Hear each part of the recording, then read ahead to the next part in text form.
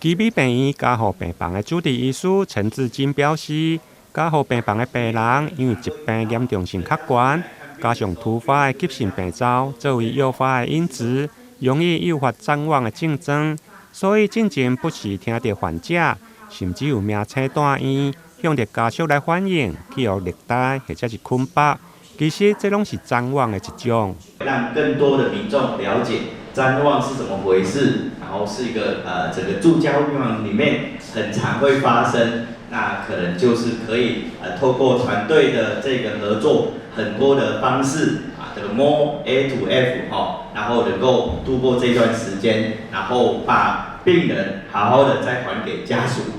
那这个不只是会造成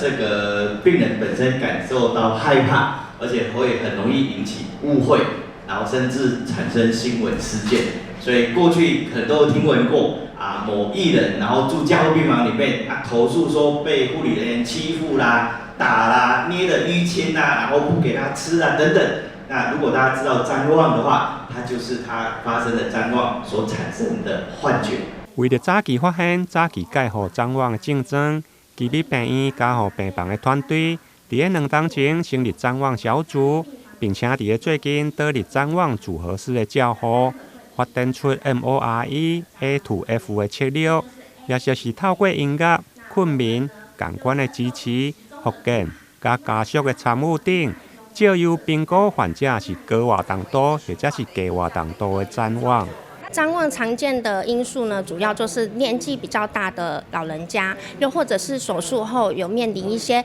重大的一些创伤的病人，又或者是刚住到我们加护病房，它会有一些环境的影响，例如灯光仪器，这些都是造成我们诱发谵妄的因子。我们目前都有使用一个评估谵妄的工具，那每班的护理师呢都会在照护病人的过程当中使用这个工具。那这个工具呢，我们的系统它就会自动判断这个病人有没有高活动度或者是低活动度的一个谵妄。现场一名77岁余先生，因为肿瘤手术带入去加护病房，在手术过后竟然出现蚂蚁大军的攻击。后来透过谵妄组合式的照护，才让伊的大脑重新来开机。不过回想起来，还是心惊惊。伊表示，有了这套的评估甲照护，应该事先让患者甲家属来了解。真正需要是还没有进来加护病房、还没有做手术的人，他的家属要事先知道会有这些症状。那这些症状正不正常呢？因为我不是医疗人员，我不知道。那有些是跟着出院以后带回家去了，会有一些怪现象发生。那我还好，我在医院会有这些现象发生，我出院以后我就没有了。那我刚刚讲，我现在记忆犹新，想起来我就会怕，我会怕，